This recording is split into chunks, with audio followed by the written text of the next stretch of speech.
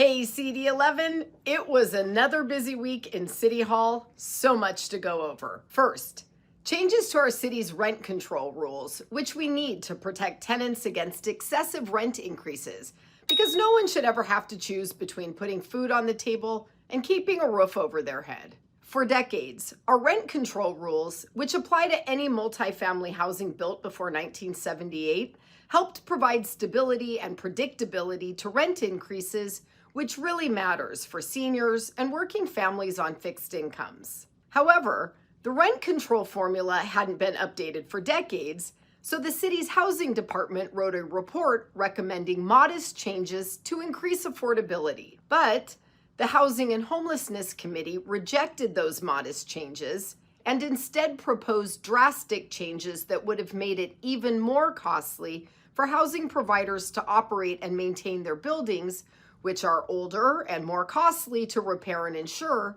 and will further drive housing production out of LA.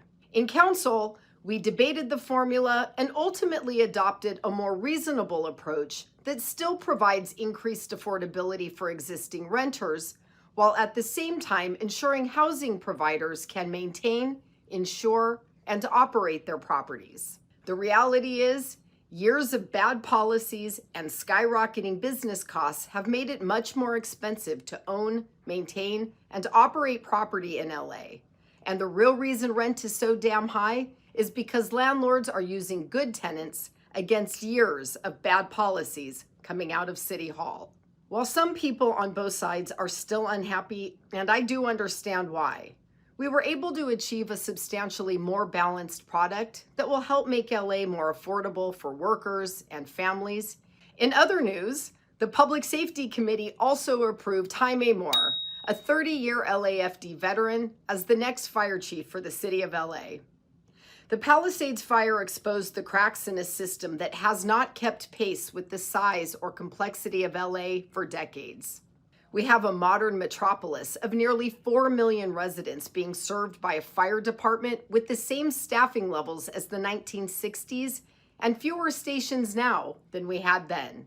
95% of our reserve fleet is sitting in repair yards, and the constant homeless calls are depleting LAFD resources that can barely keep pace with demand.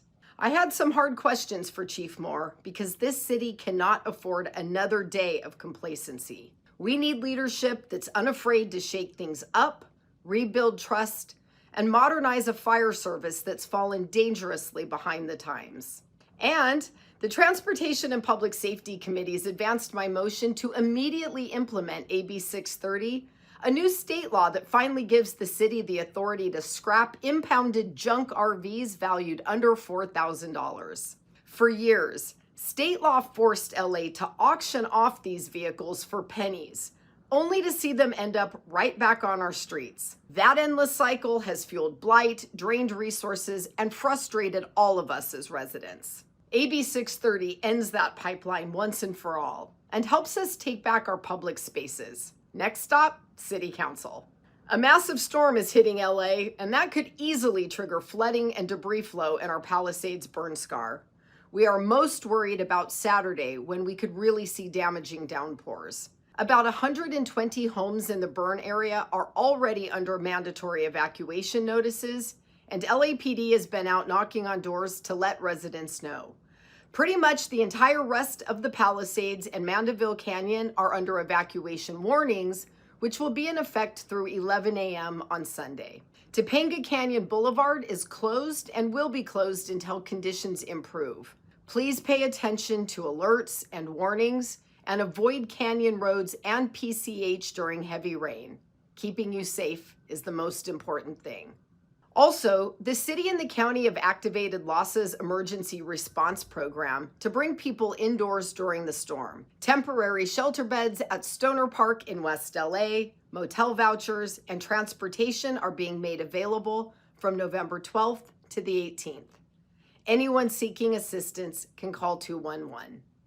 And as we honored Veterans Day this week, I want to recognize those who remind us what true service looks like. In the Pacific Palisades, members of American Legion Post 283 have been a lifeline since the fire.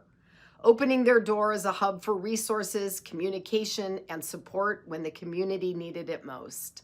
Their actions remind us that real service doesn't end when the uniform comes off. To every veteran who served our nation and upheld our values, thank you for your courage, devotion, and your sacrifice. It's going to be a wet weekend, guys, so stay safe, stay dry, and I'll see you soon.